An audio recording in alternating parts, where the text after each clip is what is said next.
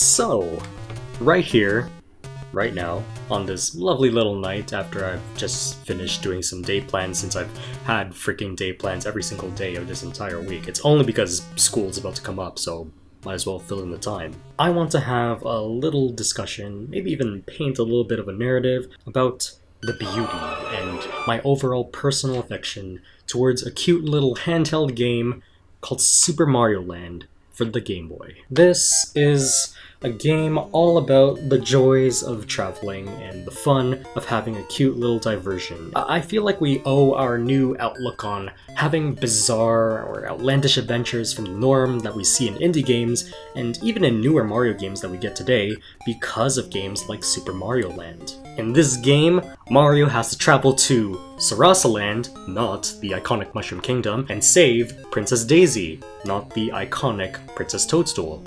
Peach. And instead of going through the same types of land, water, castle, or underground level, with the only difference between level 1-1 and level 1-2 being a bit of a change in level obstacles, Mario, now on a much smaller screen on a calculator pretty much, has to travel to 4 different locations. And the kicker here is that they're all based off of real-world locations. Namely, the deserts of Egypt, the lost continent of Mu / the Bermuda Triangle, Easter Island, and even ancient China even has like the little jingle that makes you think of China, you know?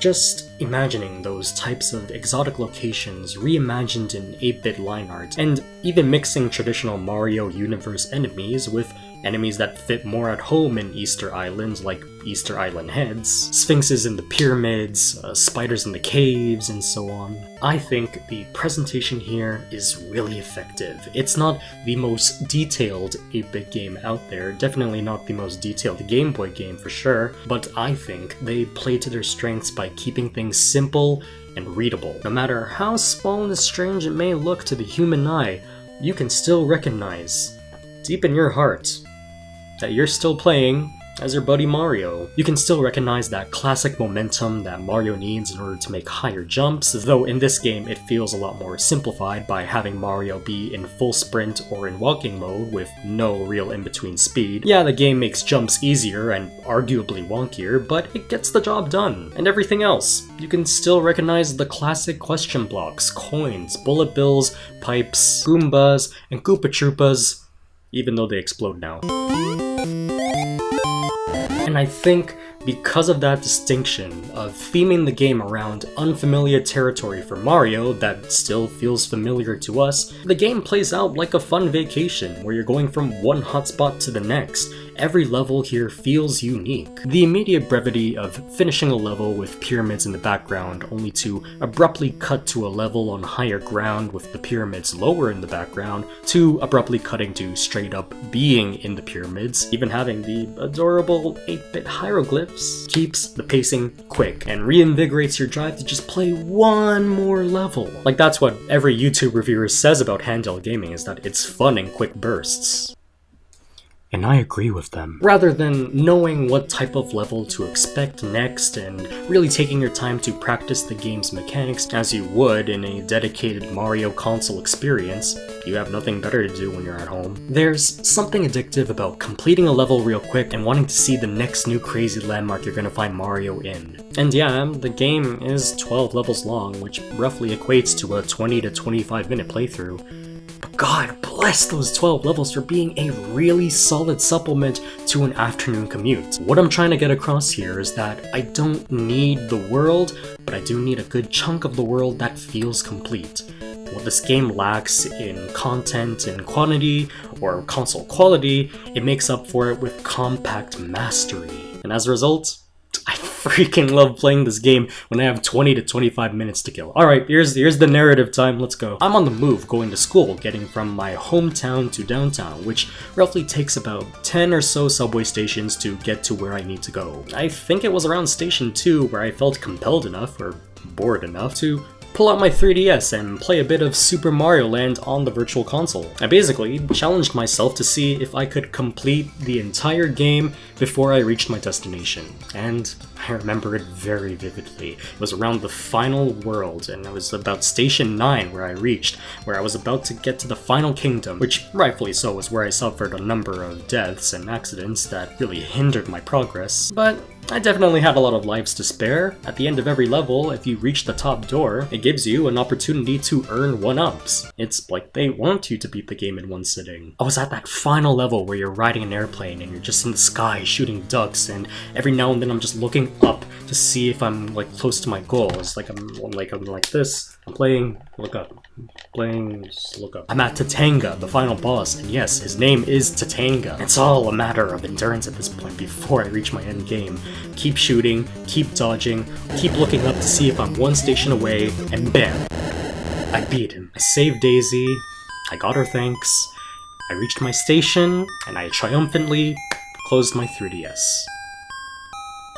Of course, I have to sit through class, which doesn't feel as triumphant, but I definitely felt a sense of accomplishment in knowing that I beat an entire Mario game on my subway ride, from beginning to end. And I guess it was at that moment that I realized precisely why I love traditional handheld gaming, because of how it fills that void in the middle of traveling. Essentially, you're giving yourself an electronic viewfinder in the palm of your hands, and as you're seeing the world fly past you by your subway window, you're playing a game starring fictional characters that are on a simple, yet promising adventure, going through real-life locations in just as brief and speedy of a manner. It's a really fitting parallel, honestly. That's also when it hit me that traveling plays a big part in Super Mario Land's theming. The culturally distinct locations, how Mario is sometimes seen starting a level in front of a pipe he must have came from, or a spaceship that he apparently owned to get to the next level. Like, that's my headcanon. He owned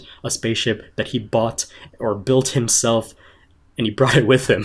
Or even starting a level on a submarine or airplane with little context. Yeah, it's kind of out of place to have a side-scrolling shooter in this platforming jumping game, but it's a good change of pace. And more importantly, it indulges on Mario making a trip in order to get to where he needs to go. The second world has its first two levels start off on the hills and the bridges above the ocean, until Mario gets the vehicular means to go under the water. And the final world sees a number of mountains and clouds in the background, until Mario is able to take to the skies. I mean, heck guys, the ending of the game shows Mario going with Daisy on their rocket to return home. This game is a master at demonstrating traveling in a video game so simplistically. A commute is basically just waiting until you get to do something.